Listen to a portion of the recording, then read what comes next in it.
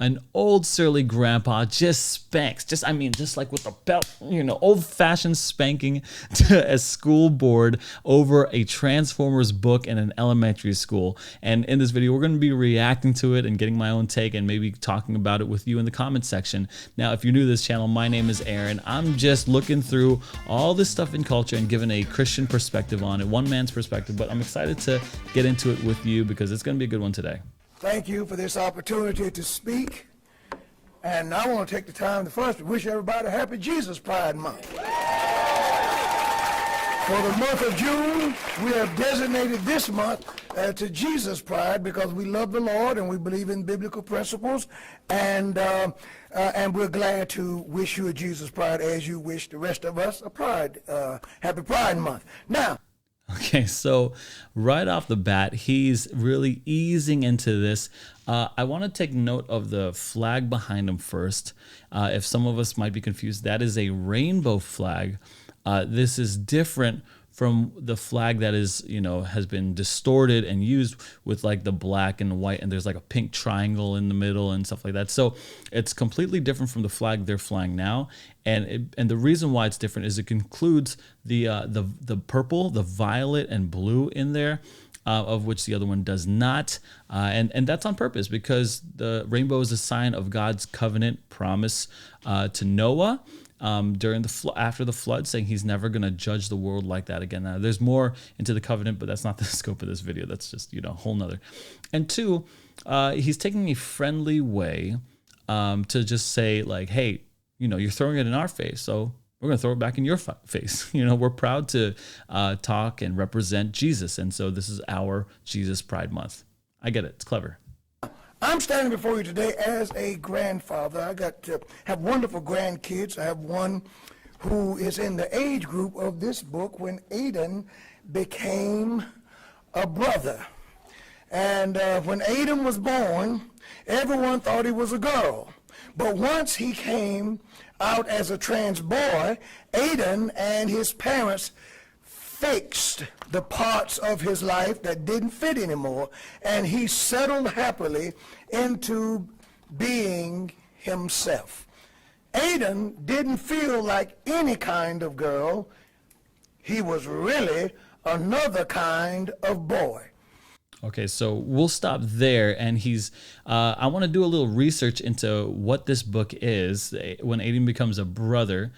This was written in 2019, May 30th, and it has a lot of backing here. I mean, look at the awards that it's got, and it is kind of famous with the, it's got a little bit of notoriety here. Not only that, but it's also got look at it. This is in preschool to grade 2. So just so you know, preschool is like 3-year-olds until like grade 2. So was that 7-year-olds or so? And then, there's a lot of reviews here, especially for this preschool age, reading. It's saying a 5 to 6-year-old can read it, but it's really grade level is for preschool ages here. And you've got number 132 in children's new baby books. This is the rankings, KDP rankings. And 239 in children's sibling books. So this is not this section. It's in just regular children's books sections. Now, if we were to look into the reviews, we'll see that it's overwhelmingly 5-star reviews compared to some of the 1-stars, and you could kind of go on Amazon and check some of that out for yourself. I do want to take a look at the author here, Kyle Lookoff, and he's a novelist. He's been a writer and around books for a long time. And we go into his website here, and it looks pretty standard for like a writer here. He showcases a lot of his books, and this is a genre that he's used to writing in. Like, this is different kinds of fruit, and this is if you're a kid like Gavin. So I'm not sure. I haven't read any of these books. I'm just assuming by the reviews that I've checked out on these other books and what they're saying about them. I was interested to see what was in his social media, and we could go to his social media later because I find some interesting takes on there. But essentially, he's one of those guys who's said in his own biography here, he's represented in 4 libraries, 3 schools, and he has been 2 genders through 1 intersection, people and books. Not exactly sure what that means, But yeah, this is just a deep dive into this author, and he's very active in that community. So just something for us to keep in mind as we talk about this guy and the book he wrote. Now, this book is for kids 5 years old, 6 years old, so forth and so on. And this book is available in 31 elementary schools in our county. This is garbage. And whoever is responsible for this ought to be ashamed. And I want to say this. There is a judgment day coming, but there is evidence that the God of the Bible is passing judgment. When God passes judgment, you know what he does? He gives people over to vile affections, vile thoughts. When they reject his truth and decide no matter what, they're going to believe what they want to believe anyway. You know what God says? He says, have at it. And it's evident that in many cases, I'm seeing judgment pass, because there is no way anyone in their right mind can argue that the things that we're hearing today that's being placed in our high schools, elementary schools, middle schools for kids to hear and read and practice has anything to do with making them better, making America better, making our neighborhoods better. This is trash. And I pray that to the extent that you can, you will rise up against it. All right, so let's just talk a few things here, because he goes over a lot here. He talks about God's judgment, so he makes a spiritual stance here. And he talks about the irrelevant nature of having this book as a leading into or helping with the purpose of schooling. He equates the purpose of schools to be something where it helps them be better, helps them make America better, more productive, more disciplined citizens, and to learn those skills. And yet, this book does not do that. It's irrelevant to the purpose of school. He's not making a stance on whether or not he agrees with the book. He's saying he sees that the purpose of school is not fed by having this book available. Rather, it distracts. And then I'm not sure how he brings in his spiritual nature. Is he a pastor? Is he just a very religious person? But he does mention something that I'm very aware of is the Bible, and he says about God's judgment is giving people over to their sins. Now, when we talk about this, like we talk about judgment, and there's a couple different ways to do that. We can talk about God's judgment as being hell, like this is an eternal spiritual sin. But we could also talk about God's judgment as carried out on Jesus on the cross, like Christians would believe and would say to you that the gospel is that God carried out his judgment that was intended for sinners on Jesus. And so I'm pretty sure he would say he's a sinner. I say I'm a sinner. And he's saying that these ideologies, the people who promote these ideologies and allow for these things and teach these things are sinning as well also, right? That's an important aspect of it. But that judgment was carried out on Jesus in an eternal fashion. So Jesus did die for the trans kid. Jesus did die for the self-righteous bigot. Jesus did die for everyone who wants to come to him, and he died for all the sins of the world. Right? This is very clear in the Bible. And we could get into that if you're Calvinist or whatever, all right? But here the point I'm trying to make is that when we're talking about this kind of judgment, he's saying that God has given people over, maybe whole societies, over in their sin to live with that, to live with the consequences of that. Like, I don't know if you hear about parents just having just this wild, rebellious teenage child or even like man-child or whatever, like an adult who just doesn't obey them, and so they just kick them out of their house.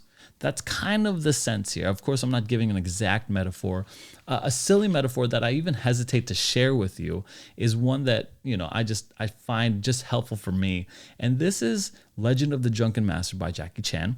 And it's a point where the dad forbids his son to drink, and yet the son, Jackie Chan, says he's thirsty. And so he says, "Oh, you want to drink? Well, here you go. I'm going to get all this wine, and I'm just going to force you to drink because that is what you want. You want to live in this. You're going to drink in your sin, and I'm just going to have at it," as he says. And this is kind of like the picture. I mean, it's a movie, and I'm not going to go into the context of this movie, right? This is just a silly example of what happens when God just kind of gives us over to the depraved mind, right? This is Romans 1, 24, and it's, therefore God gave them over in their sinful desires of their hearts to sexual impurity for the degrading of their bodies with one another. Sorry, I got this like a little line coming here. And so that is what's happening here, is that there are natural causes to sin, natural consequences to sin that God just kind of gives over. God, it's like someone giving up on you. I don't know if you've ever had someone be mad at you, but have you ever had someone just totally, like, completely give up on you, which is probably a lot worse. And that is probably one of the ultimate highest levels of judgment that God can pass on you, was just like, go, you don't have me anymore. You'd rather have your sin, go ahead. That's kind of heart-wrenching right there. So let's just continue. But that's some of my thoughts on that. This. There ought to be something in us that will make us want to protect the hearts and minds and even the appetites of our children. And many of them have no sexual appetite at all until they read this. Why are we sexualizing our children? I'm as angry about this as I can be. And I pray that you will consider our words and give our children a chance. They're not sex toys, and they're not your kids. We want to leave raising the children to the parents. Thank you very much. All right, so this garners a round of applause. And this is one of those things where he makes it very clear. For one, I have a couple of thoughts. One, the anger. He said, "I'm so angry at this," but he doesn't lash out. He's obviously angry, but he doesn't like personally attack. He doesn't insult. He takes a very poised approach, very direct approach at channeling his anger. Number two, he talks about sexualizing the kids, and we talk about this is not age appropriate, obviously, for a 3-year-old, right? We talk about age appropriate movies and images. So you probably don't want your kid who's 3 years old watching Stranger Things, because Vecna will terrify you. You know what I'm saying? There's age appropriate material for a child that you don't need. We have age appropriate chores, right? You don't expect your 3 or 4-year-old to start cooking you dinner. It's not appropriate. It's dangerous, really, if they don't know what they're doing. We talk about age appropriate education. I mean, the whole structure of education is age appropriate. And we have even age appropriate consequences, right? Timeout is an age appropriate consequence, at least in my house, for a younger kid, but maybe spanking might be for a little bit older. And it's anywhere in between for some people. And someone might ask the question, another issue is someone might ask the question, why are Christians so concerned about sex and sexuality and sexual immorality? Well, we're concerned with it because at least one reason, and out of a myriad of reasons, that the Bible's concerned with it, because the Bible takes sex and says and shows that it is like the deepest form of intimacy that you could achieve physically. And yet that physical intimacy is a shadow, or rather a representation physically on what's happening spiritually. Think about in sex and sexuality, you are giving yourself wholly to another person. You are also wanting the full, transparency of another person. So that's the initial sexuality. And two, in particularly this case, that it is going against the natural created order, obvious order that God has set, that God has created in. And so with those two things combined, you want this deep intimacy spiritually and physically with someone, but mostly spiritually. And we would say that hunger is given by God in the spiritual sense, right? But also the rebellion is so strong. And to me, there's the hot take. I don't even believe that there's a dysphoria or some mental illness. I'm not with that. I'm not with people who say that. I think it's just straight up rebellion. I think it's straight rebellion of the obvious order that God has set, the obvious order that God has set in the world. And so there's that.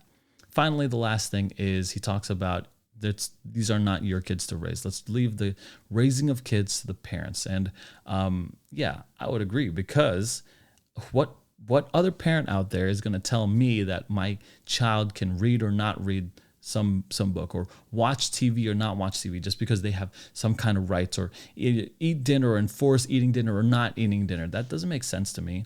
And if anything, we could end on this note. Like, is there a case to match this with abortion? Like, this is my body, my choice. You can't tell me what to do.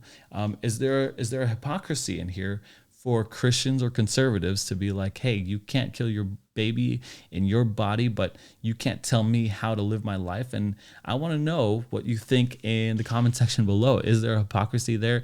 What do you think about the bridge between abortion and telling someone else how to raise their kids, and telling them what to do with their bodies? Is there a bridge there? Is that an unfair conclusion and comparison? Thanks for watching. I appreciate you, and I hope I see you in the next video.